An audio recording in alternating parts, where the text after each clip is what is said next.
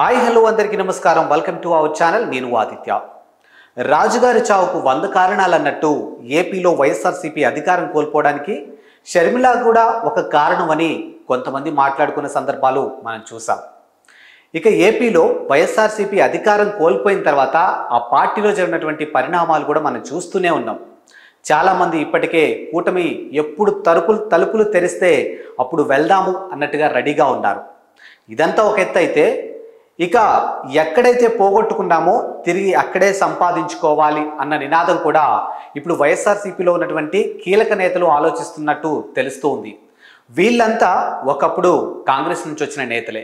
So తిరిగి మళ్ళీ కాంగ్రెస్కి వెళ్తే మా రాజకీయ భవిష్యత్తు బాగుంటుంది అనే అంశం కూడా ఆలోచిస్తున్నట్టు ఒక వార్త అయితే ఇప్పుడు వినిపిస్తుంది. ఇక చూసుకున్నట్టయితే మనం ఇక్కడ స్క్రీన్ మీద చూసుకుందాం.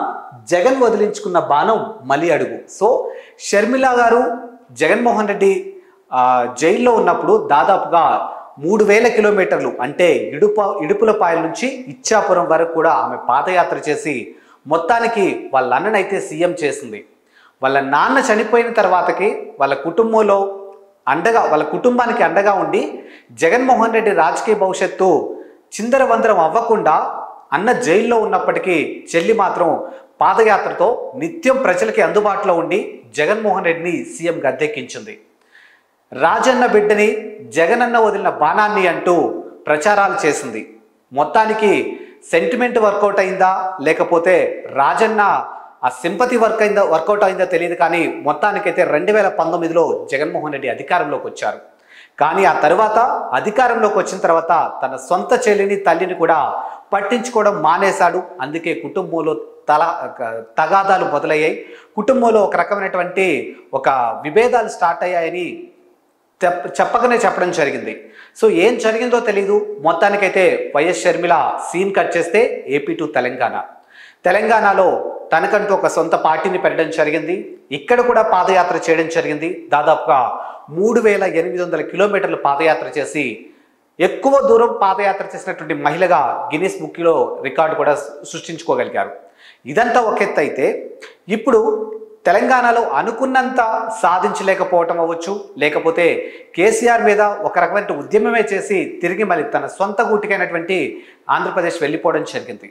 ఆంధ్రప్రదేశ్ వెళ్ళిన తర్వాత మళ్ళీ తన తండ్రి ఏ పార్టీ నుంచి అయితే సీఎం అయ్యారో 2 సార్లు అదే పార్టీ నుంచి తను మళ్ళీ పార్టీలో చేరడం జరిగింది. అక్కడ తనకి పెద్ద బాధ్యత అప్పగించారు ఢిల్లీ పెద్దలు. సో మరి 2024 ఎలక్షన్స్లో ఆమె కడప ఎంపీగా పోటీ చేశారు, కానీ అనూహ్యంగా అక్కడ ఓటమి పాలయ్యారు. కానీ ఏది ఏమైనప్పటికీ కూడా ఎక్కడైతే పోగొట్టుకున్నామో తిరిగి మళ్ళీ అక్కడే సంపాదించుకోవాలి. 1కి 2 సార్లు నేను రాజన్న బిడ్డని అని చెప్పి ఆ రాజన్న కాంగ్రెస్ నుంచే 2 సార్లు సీఎం అయ్యారు. కాబట్టి ఖచ్చితంగా నేను కాంగ్రెస్ని ఇక్కడ నిలబెడతాను, ఏపీలో కాంగ్రెస్ హవా ఏంటో నేను చూపిస్తానని చెప్పేసి మరోసారి తన పాదయాత్ర చేయబోతున్నట్లు వార్త అయితే వినిపిస్తుంది. సో దానికి సంబంధించినటువంటి అంశం చూసుకున్నట్టయితే త్వరలో షర్మిల యాత్ర పాదయాత్ర అని ఊహాగానాలు. సో త్వరలో షర్మిల మళ్ళీ పాదయాత్ర చేయబోతుందనే ఒక ఊహాగానాలు అయితే తెర మీదికి రావడం జరిగింది. కొద్ది రోజుల్లో నిర్ణయించే అవకాశం. ఇక రాష్ట్రంలో కాంగ్రెస్ బలోపేతానికి ప్రణాళికలు. సంస్థాగత త్వరలో కమిటీలు ఏర్పాటు చేసి కాంగ్రెస్ అగ్రనేతలతో పిసిసి చీఫ్ భేటీ. సో మొత్తానికి కాంగ్రెస్కి సంబంధించినటువంటి ఇప్పుడు చూసుకున్నట్టయితే అక్కడ లోకల్ ఎలక్షన్స్ అయితే రాబోతున్నాయి. సో ఆ లోకల్ ఎలక్షన్స్ అంటే గ్రౌండ్ లెవెల్ నుంచి కూడా ఈసారి అక్కడ ఉన్నటువంటి నేతలు చాలా వరకు కూడా కాంగ్రెస్కి సంబంధించిన నేతలే ఉంటారు. కాబట్టి గ్రౌండ్ లెవెల్లో ఖచ్చితంగా వాళ్ళలో ఉన్నటువంటి కాంగ్రెస్ భావం ఏదైతే ఉందో దాన్ని మళ్ళీ బయటకు తీసి మళ్ళీ కాంగ్రెస్కి పూర్వ వైభవం తెచ్చేందుకు షర్మిల అయితే గట్టిగా ప్రయత్నాలు చేస్తూ ఉంది. సో దానికి సంబంధించి ఏదైతే కొన్ని కమిటీలు ఉన్నాయో ఆ కమిటీల కోసం అని చెప్పేసి షర్మిల ఢిల్లీ వెళ్ళి భేటీ అవ్వడం జరిగింది.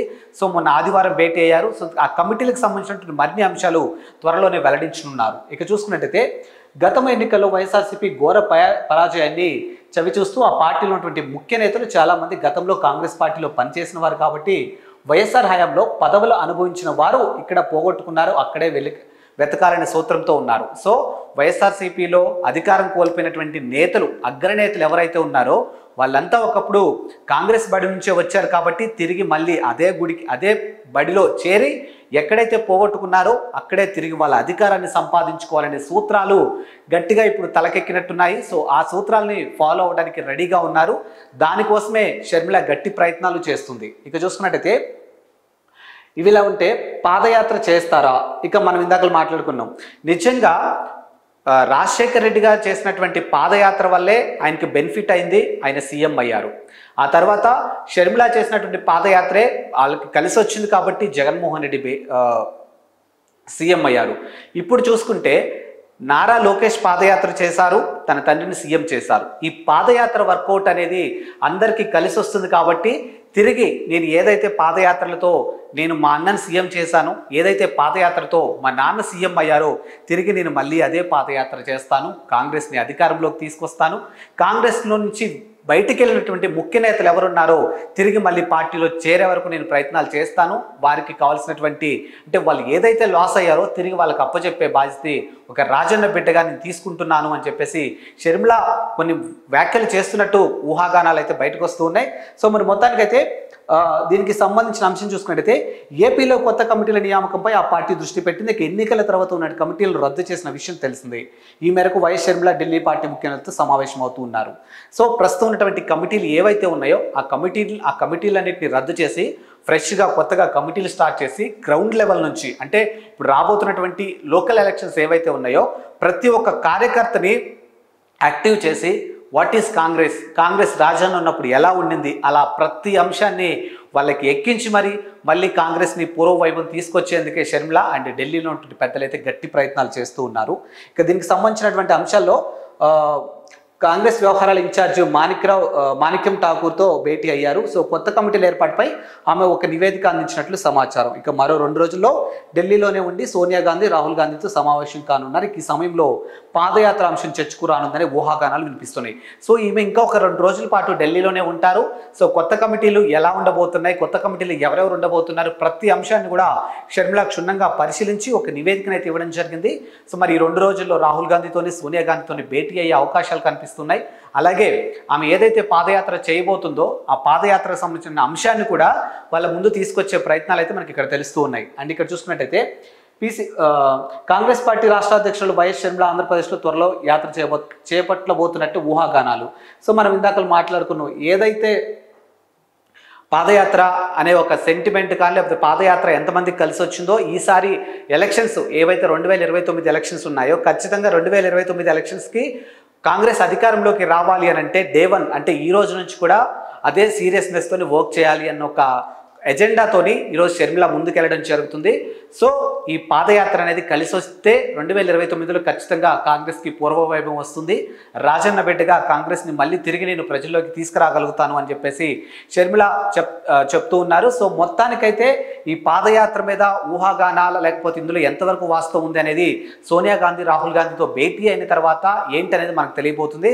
సో మరో టాపిక్తో మళ్ళీ కలుద్దాం. అంతవరకు సెలవు, నమస్కారం.